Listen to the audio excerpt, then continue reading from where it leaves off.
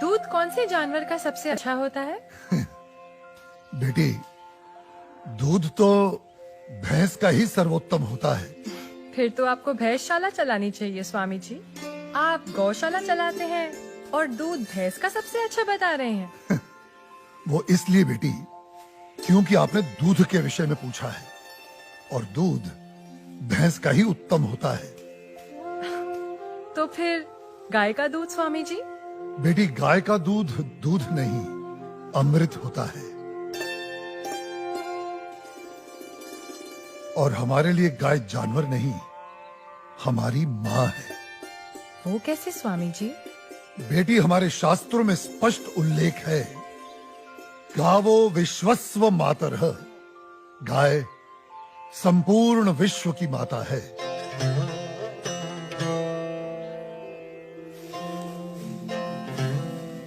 बेटी, गाय ही संसार में एकमात्र ऐसा प्राणी है जिसके अंग अंग से संसार को लाभ प्राप्त होता है।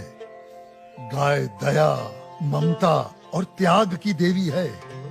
गाय लोक मंगल का स्वरूप है। लोक मंगल का स्वरूप है? वो कैसे स्वामी जी? हाँ बेटी, गाय का दूध पीने से शरीर के साथ साथ मस्तिष्क का भी विकास होता है।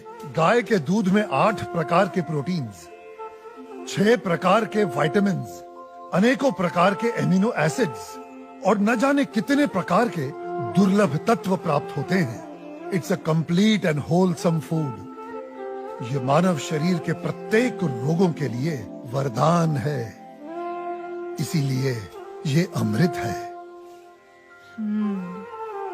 अब तुम गौमूत्र को ही ले लो। गौमूत्र बेटी अद्भुत औषधि है और हमारे आयुर्वेद में तो कई सारी जीवन रक्षक दवाएं गौमूत्र को केंद्रित करके ही बनाई जाती हैं।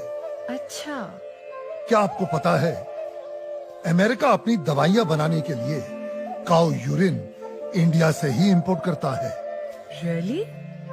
अब आओ गोबर पर।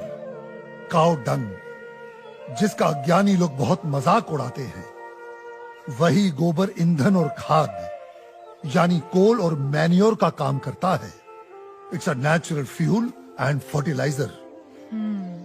आपको पता है बेटी, गांव के कच्चे घरों की दीवारों पर गोबर लेपने से उन पर सूर्य की सख्त और विषाक्त किरणों का असर ही नहीं होता। ओह। बेटी, हमारे शास्त्रों में कहा गया है कि गाय के खुरों से उड़ी धूल यानी गोधूली अपने मस्तक पर लगाना तमाम तीर्थों में स्नान करने के बराबर है।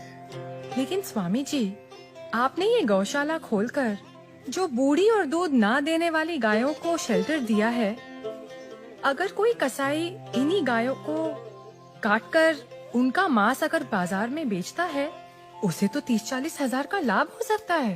लेकिन आपने तो इन बूढ़ी गायों को शरण देकर उसके पेट पर तो लात मार दी है।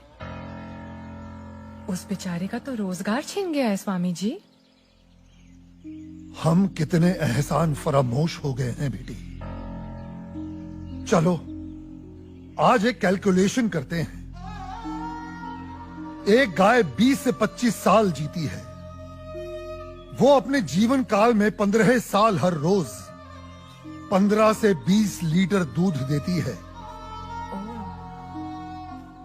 इसका मतलब एक साल में हुए तकरीबन 7,000 लीटर दूध और 15 साल में हुए 1,05,000 लीटर दूध। अब आप अंदाजा लगा लो, 1 लीटर दूध कितने का बिकता है और 1,05,000 लीटर दूध कितने का बिकेगा। अब तुम वैसे ही गोबर और गौमूत्र का भी गणित जोड़ लो। तुम्हारी आंखें फटी और खुली रह जाएंगी कि एक गाय अपने पूरे जीवन काल में कितने करोड़ों रुपए मनुष्य को कमा कर देती है। बेटी, अनेक इंडस्ट्रीज काऊ डेयरी और उसके बाय प्रोडक्ट्स पर टिकी हुई हैं। और ये गणित यहीं खत्म नहीं होता बेटी। उसकी मृत्यु के उपरांत उसकी चमड़ी, उसकी अस्थियां भी काम में आती हैं। उससे भी लोग पैसे कमाते हैं। आप 30-40 हजार रुपयों की खातिर उस ममता की मूर्त को जीवित काट कर व्यापार करने की बात कर रही हो, उसे खाने की बात कर रही हो।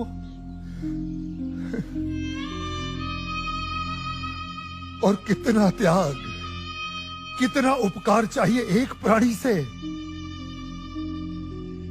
जिस मां ने अपने जीवन काल में हमें इतना धन दिया हो, हमारी सेवा की हो, उसके वृद्ध हो जाने पर, उसके बीमार हो जाने पर हम उसका त्याग कर दें, उसे अबैंडन कर दें। धिक्कार है ऐसी सोच को। बेटी अपनी मां के वृद्ध हो जाने पर उसे बेचा नहीं जाता, उसे काटा नहीं जाता, उसकी सेवा की जाती है।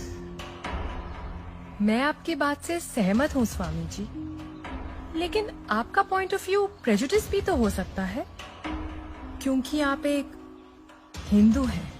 ओ मैडम जी, आप बिल्कुल गलत बोल रही हैं।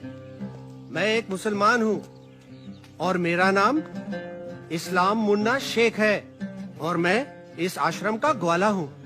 और हमारे कुरान पाक में कहीं भी गाय के गोश्त को खाना नहीं लिखा है। हम हिंदुस्तान में रहते हैं। अगर गाय हिंदुओं की माँ है तो गाय हमारी भी माँ है।